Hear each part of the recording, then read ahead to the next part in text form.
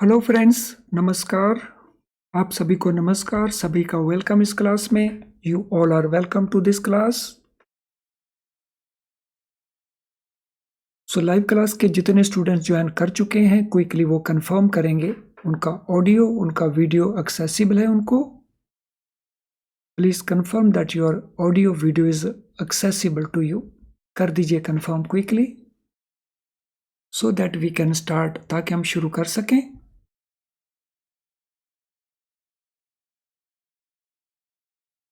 कर दीजिए confirm.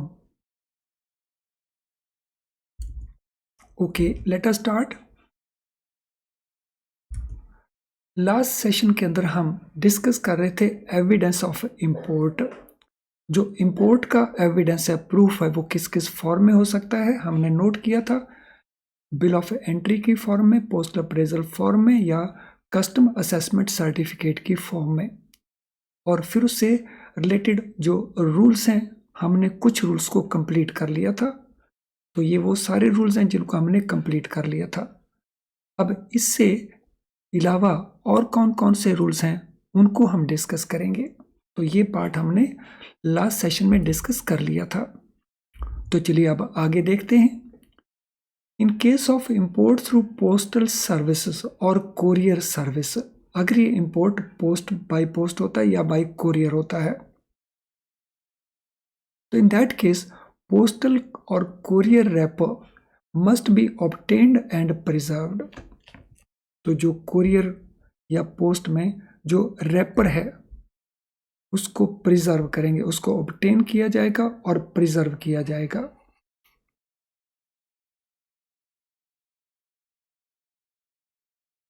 In case of imports by a company listed on the stock exchange whose net worth is not less than 100 crore rupees as on date of last balance sheet, ADs may accept either copy of bill of exchange or certificate from CEO of the or auditor of the company certifying that goods for which remittance was made have actually been imported in 20 years, provided foreign exchange remittance is less than 1 million US dollar और उसका equivalent. तो अगर ये import by post हुआ है या bye courier हुआ है तो रैपर ऑब्टेन करना होगा और प्रिजर्व करना होगा।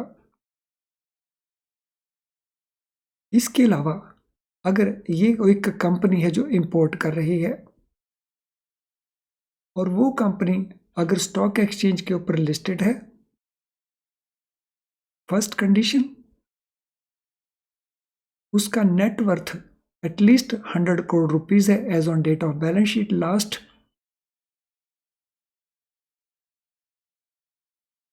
और वैल्यू अगर 1 मिलियन डॉलर से कम है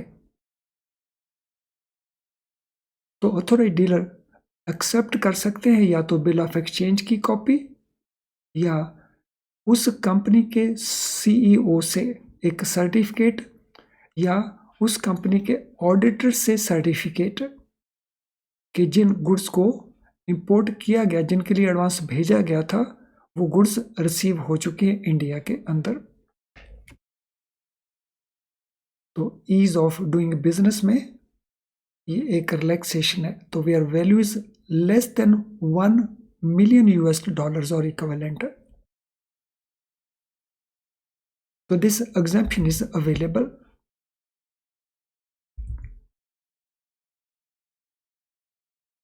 In case an importer does not furnish any documentary evidence of import within 3 months, अगर कोई इंपोर्टर 15 दिनों के 3 महीने के अंदर ये एविडेंस सबमिट नहीं करता from date of remittance involving foreign exchange irrespective of value, जो अथॉराइज डीलर बैंक हैं they will rigorously follow up for next 3 months using various modes of communication.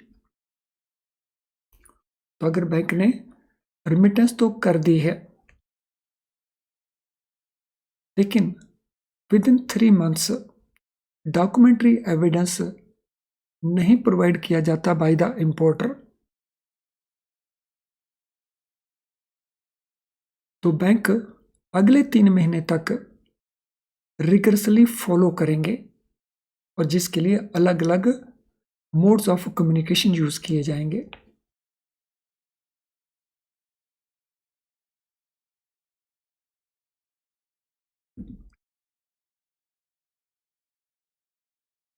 It should, however, be ensured that at least one communication with the importer in this regard is issuance of registered letter. तो ये अलग अलग modes of communication जो use किए जाएंगे उसमें से एक कम्युनिकेशन, एटलीस्ट एक कम्युनिकेशन रजिस्टर्ड लेटर के थ्रू होनी चाहिए। So one communication should be by way of issue of registered letter.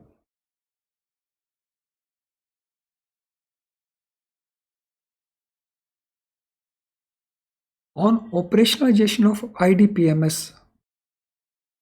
all outstanding import remittances, irrespective of amount involved, are reported into the system by banks and submission of a separate BEF statement has been discontinued. So 2016 से IDPMS को operationalise किया गया, import data processing monitoring system को। तो इस system में जितने भी आउटस्टैंडिंग इंपोर्ट रेमिटेंसेस हैं जिनके लिए अभी बिल ऑफ एंट्री नहीं रिसीव हुआ, प्रूफ नहीं रिसीव हुआ, इररिस्पेक्टिव ऑफ अमाउंट इन्वॉल्व, तो बैंक उसको IDPMS में रिपोर्ट करेंगे। सो प्रीवियसली एक BEF स्टेटमेंट भेजना पड़ता था to Reserve Bank of India. So जब से IDPMS सिस्टम को इंट्रोड्यूस किया गया, ऑपरेशनलाइज किया गया है, तो BEF का जो सबमिशन है, तो BEF का सबमिशन को डिसकंटिन्यू कर दिया गया है। So this previous statement BEF is no more required to be submitted. लेकिन IDPMS के अंदर उसका डिटेल्स एंटर करना एक रिक्वायरमेंट है फॉर द बैंक्स।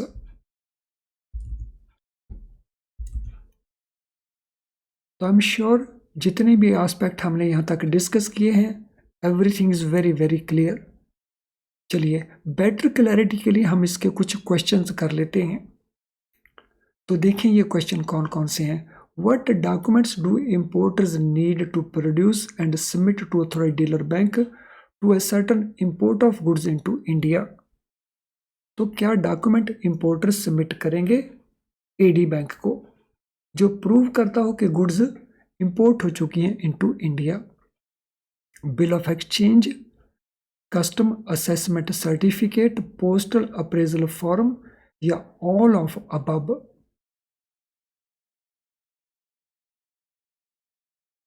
तो इनमें आंसर क्या बनेगा? तो आंसर ये बनेगा यहां पे ऑल दी अबव। लेकिन अगर ऑल दी अबव आंसर नहीं देना है तो आंसर बनेगा B एंड C, क्योंकि ये कस्टम असेसमेंट सर्टिफिकेट भी हो सकता है और ये पोस्टल अप्रेजल फॉर्म भी हो सकता है। अगर यहां पे बिल ऑफ एंट्री होता तो फिर ऑल दी अबव आंसर भी हमारा सही हो गया होता। सो ये डॉक्यूमेंट है प्रूफ ऑफ इंपोर्ट के, bill of entry, custom assessment certificate या postal appraisal form. What is the purpose of AD's cross-checking the particulars in the evidence of import with particular of LC opened or remittance made for imports? AD bank जब cross checking करता है details about evidence of import with details given LC opened or remittance made, तो इसका purpose क्या है? To monitor receipt of summary of bill of entry, to ensure authenticity of imported documents, to preserve record of imports या verify importers identity। तो इसका purpose क्या है?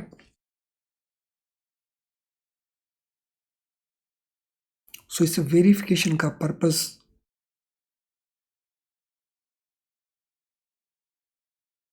तो इसका पर्पस है ये सुनिश्चित करना कि जो इंपोर्ट डॉक्यूमेंट हैं वो ऑथेंटिकेटेड डॉक्यूमेंट्स हैं, जेन्युइन डॉक्यूमेंट्स हैं। तो इसको इंश्योर करना इसका पर्पस है।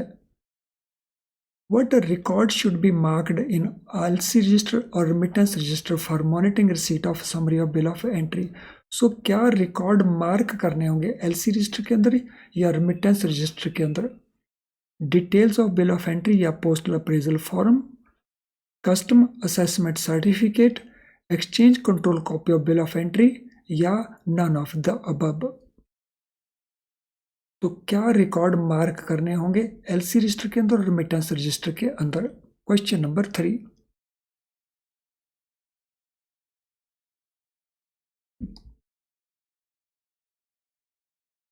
So question number 3, what shall be the answer?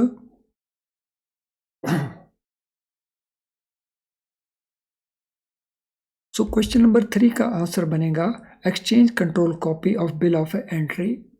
तो ये रिकॉर्ड मार्क करना होगा इन द एलसी रजिस्टर और remittance register. What should AD do to acknowledge receipt of exchange control copy of bill of entry from the importer? AD को क्या करना होगा acknowledge करने के लिए कि उसे exchange control copy of bill of entry importer से मिल चुकी है? Preserve bill of entry, summary of bill of entry, issue acknowledgement slip containing all details of bill of entry or summary of bill of entry, submit separate BEF statement या obtain preserve postal और courier wrapper. Question number 4 answer क्या बनेगा?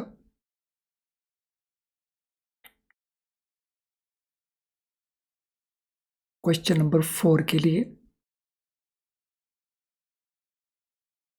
तो question number 4 के लिए answer बनेगा B. Authorised dealer bank issue करेगा acknowledgement slip जिसमें सभी डिटेल्स होंगी बिल ऑफ एंट्रीज या summary of bill of entry received की. What document should AD preserve and make available to internal auditor और RB inspectors for verification? So कौन से document AD preserve करेगा? Postal और courier wrapper, copy of bill of exchange, certificate from CEO और auditor of the company या bill of entry और summary of bill of entry?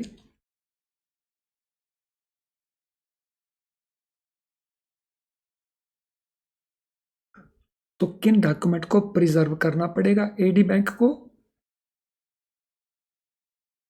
Question number 5.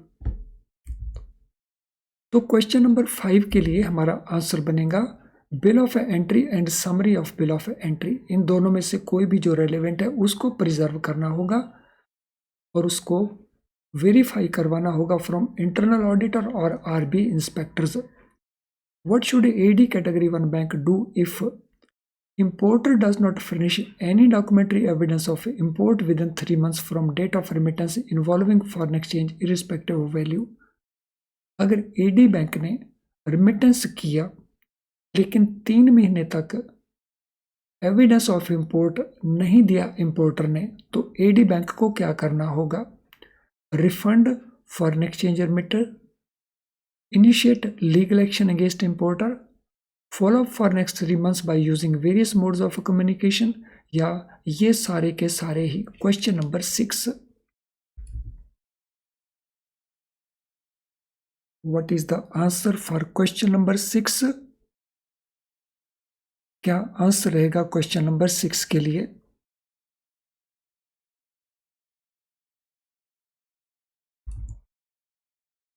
So answer here will be C. Follow up किया जाएगा vigorously for the next 3 months. चलिए friends, अब हम अगले part के ऊपर मूव करते हैं. Import data processing and monitoring system, short में हम जिसको कहते हैं IDPMS. इससे रिलेटेड इंपॉर्टेंट एस्पेक्ट्स क्या क्या हैं? Import data processing and monitoring system. तो ये सिस्टम क्या है, कैसे फंक्शन करता है, प्रोसीजर क्या है? RB had constituted a working group जिनके चेयरमैन थे Shri A.K. Pandey to suggest putting in place a comprehensive IT based system to facilitate efficient processing of all import transaction and effective monitoring thereof. So अगर question पूछा जाए कि IDPMS का system जो implement किया वो किन की रिकमेंडेशन के ऊपर हुआ, तो it was a working group. और वर्किंग ग्रुप के चेयरमैन थे मिस्टर ए के पांडे। और इस वर्किंग ग्रुप ने क्या सजेस्ट करना था, एक सिस्टम बनाना जो कॉम्प्रिहेंसिव आईटी बेस्ड सिस्टम हो, सो दैट जितनी भी इंपोर्ट ट्रांजैक्शंस हैं उनका प्रोसेसिंग और उनका मॉनिटरिंग इफेक्टिवली हो सके।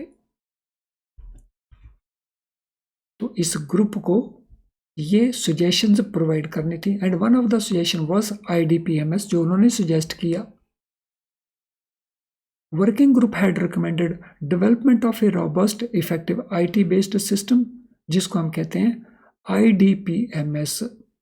और आईडीपीएमएस उन्हीं लाइंस के ऊपर है जो export data process and monitoring system इससे पहले इंप्लीमेंट हो चुका था।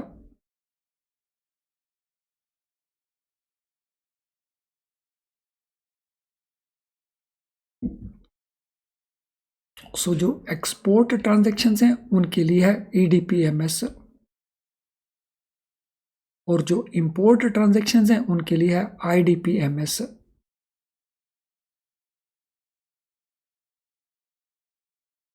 Earlier, there were large information gaps that needed to be plugged.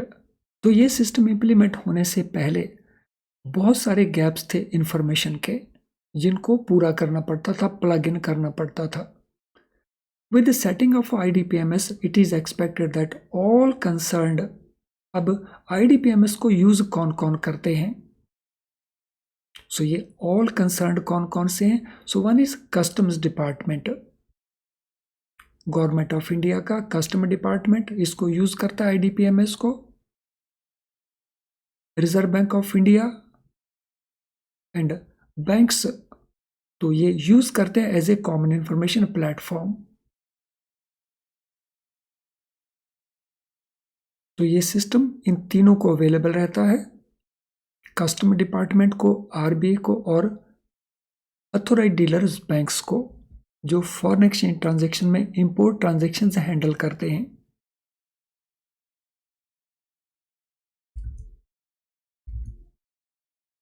IDPMS was implemented from 10th October 2016, 2016 10th अक्टूबर से इसको इंप्लीमेंट किया गया। लेकिन EDPMS ऑलरेडी इस्टेब्लिश हो चुका था इससे पहले। To track movement of imported transactions through banking system, customs have modified bill of entry format to display AD code of bank concerned as reported by the importer. तो जो custom department है वो movement of import transactions को track कर सकें through banking system जो हो रही हैं, तो उसके लिए जो bill of entry custom issue करता है तो उसको भी मॉडिफाई किया गया, और उसमें एडी कोड जो अलॉट किए गए बैंकों को वो भी उसमें रिफ्लेक्ट होते हैं। यानी बिल ऑफ एंट्री में किस बैंक के थ्रू ये ट्रांजैक्शंस रूट हुई तो उसका डिटेल भी अवेलेबल रहेगा बिल ऑफ एंट्री के अंदर। और ये जानकारी कौन प्रोवाइड करेगा कस्टमर्स को? तो ये इंफॉर्मेशन प्रोवाइड किया जाएगा बाय द इंपोर्टर्स। तो importers will provide information to customs department and customer department जब बिल ऑफ एंट्री प्रिपेयर करेगा तो उसमें एडी कोड बैंकों का, कंसर्न्ड बैंकों का मेंशन कर देगा। Primary data on imported transactions from customs will first flow into IDPMS server, and thereupon, depending upon AD code, shall be shared with the respective bank for taking the transaction forward. तो जो import transaction से related primary data है, पहले customer department IDPMS server में enter कर देगा। So this will be done by the customer department first, और फिर ये शेयर कर लिया जाएगा एडी बैंक के साथ according to that AD code. So जिस बैंक का एडी कोड होगा उस बैंक के साथ इस इंफॉर्मेशन को शेयर कर लिया जाएगा so that transaction could be taken forward. तो दिस मीन जो फर्स्ट एंट्री की जाएगी IDPMS में So that will be done by customs department, and then it will be shared with the AD bank concerned. So this is similar to a system of shipping bill details under EDPMS. So जो export के लिए system है उसमें shipping bill की details enter कर दी जाती हैं और फिर शेयर कर ली जाती हैं। तो इसी प्रकार से इंपोर्टर के केस में जो प्राइमरी डेटा है इंपोर्ट ट्रांजैक्शन को रिलेटेड वो पहले एंटर किया जाएगा, फिर उसको शेयर किया जाएगा with AD bank. AD bank will enter every subsequent activity, उसके बाद जो भी एक्टिविटी होगी एडी बैंक उसको एंटर करेगा। वो एक्टिविटी क्या हो सकती है? डॉक्यूमेंट का सबमिट किया जाना bye the importer, outward remittance भेजे जाना, और इससे आईडीपीएमएस में इंफॉर्मेशन अपडेट होती रहेगी ऑन रियल टाइम बेसिस।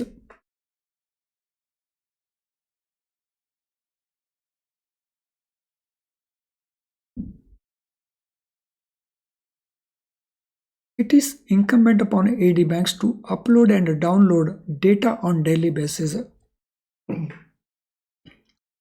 तो अथॉरिटी डीलर बैंक इस डेटा को अपलोड करेगा या डाउनलोड करेगा डेली बेसिस के ऊपर। सो डाउनलोड क्या करेगा?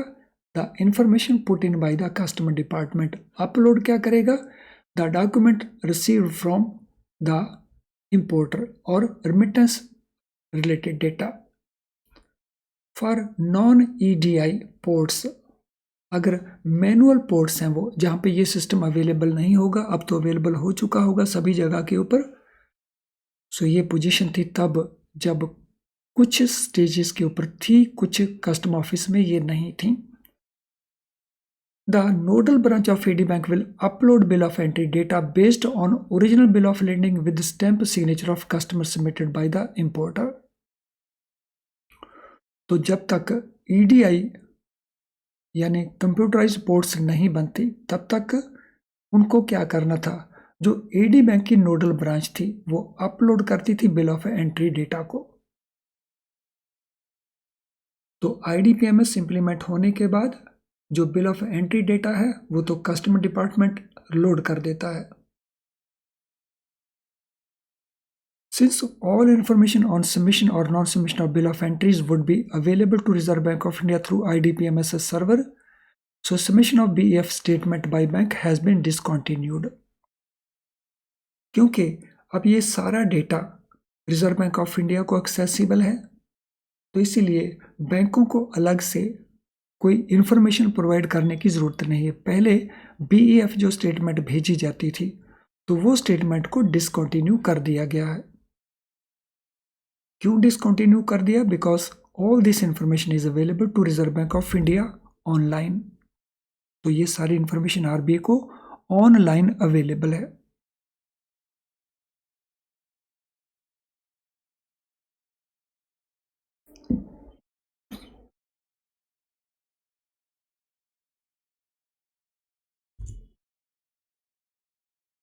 No friends, before we move further, तो जिन स्टूडेंट्स का अभी तक लाइक डिसलाइक नहीं हुआ है क्विकली कंप्लीट कर देंगे।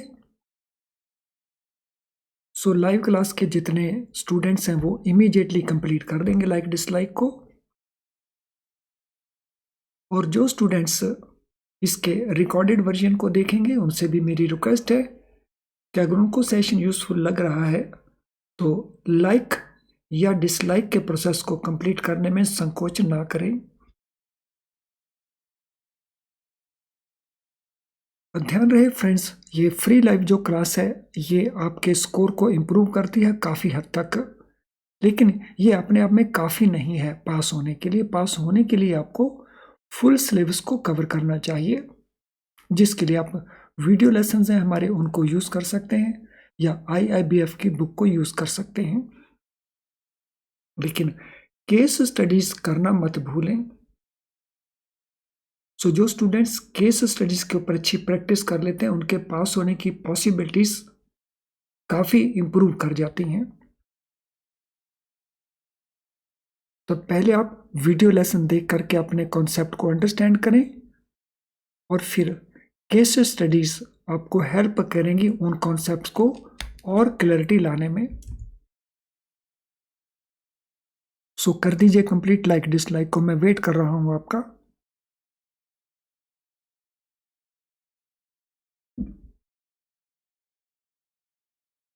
तो चलिए अब हम इनके क्वेश्चंस को करते हैं। First, what is IDPMS? IDPMS क्या है? सो ये ऑप्शंस दी हैं आपको, इनमें से कौन सी ऑप्शन बेस्ट सूट करती है? सभी ऑप्शंस को केयरफुली रीड करिए। एक इसका अलग क्वेश्चन भी हो सकता है कि आईडीपीएमएस का फुल फॉर्म क्या है, लेकिन यहाँ पे इसका फुल फॉर्म नहीं पूछा गया, तो पूछा गया कि है क्या ये सिस्टम। सो क्या आंसर रहेगा क्वेश्चन नंबर 1 के लिए? तो आंसर रहेगा कि ये एक कॉम्प्रिहेंसिव आईटी बेस्ड सॉल्यूशन है जो फैसिलिटेट करता है इंपोर्ट से रिलेटेड सभी ट्रांजैक्शंस की प्रोसेसिंग और उनका मॉनिटरिंग एक इफेक्टिव वे के अंदर। When was IDPMS implemented? IDPMS को इम्प्लीमेंट कब किया गया था? अक्टूबर 15 में, अक्टूबर 16 में, अक्टूबर 17 में या अक्टूबर 18 में? So when it was implemented? It was implemented in October 16. Option B is the right answer. What is purpose of AD code in bill of entry format? Bill of entry format के अंदर AD code को include किया जाता है, तो उसका purpose क्या है? Why that is included? To display name of the importer, to track movement of import transaction through the banking system, to identify custom official responsible for the transaction, या to determine type of goods being imported। तो उसका purpose क्या है? AD code को bill of entry में डालने का, include करने का। सो question number 3, what is the answer for question number 3?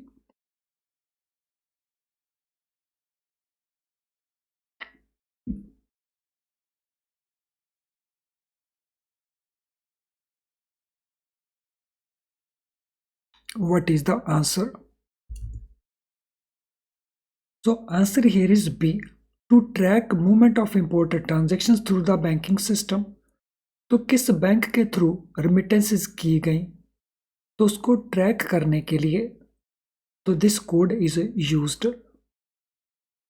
What is responsibility of AD banks in relation to IDPMS? IDPMS को लेकर के एडी बैंक्स की क्या रिस्पॉन्सिबिलिटी है? To share import transaction detail with customs, to upload and download data on weekly basis, to update the IDPMS database on a real-time basis, या to submit BEF statement to Reserve Bank of India। तो IDPMS को लेकर के AD banks की responsibility इनमें से कौन सी बनती है? Sorry friends. सो सभी स्टेटमेंट्स को केयरफुली रीड करने के बाद आंसर करें। Read all statements carefully। तो रिस्पॉन्सिबिलिटी बनती है to update IDPMS database on real time basis, यानी जैसे ही ट्रांजैक्शन हैपन होती है तो तुरंत आईडीपीएमएस डेटाबेस को अपडेट कर दिया जाए। What is process of non-EDI manual ports until they are upgraded to EDI computerized ports? तो इसका आंसर क्या बनेगा?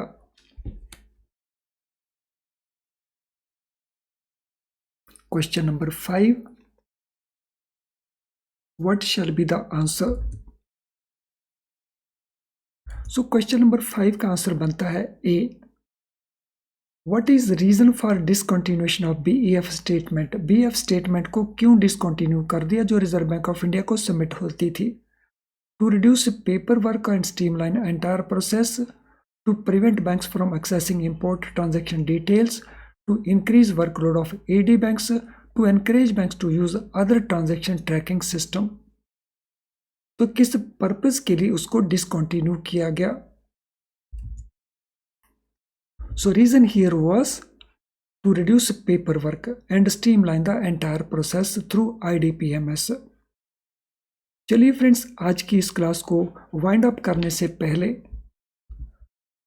इसके साथ रिलेटेड अगर आपका कोई भी क्वेश्चन है तो आप इस वीडियो के कमेंट बॉक्स में अपने क्वेश्चन को टाइप कर सकते हो। सो इस वीडियो का कमेंट बॉक्स आपको हमेशा अवेलेबल रहता है। इसके अलावा अगर आपकी कोई रिक्वायरमेंट है हमारी प्रोडक्ट्स को लेकर के, तो इस ईमेल आईडी के ऊपर आप हमें मेल कर सकते हैं, या हमारी ऐप का जो मैसेज बॉक्स है,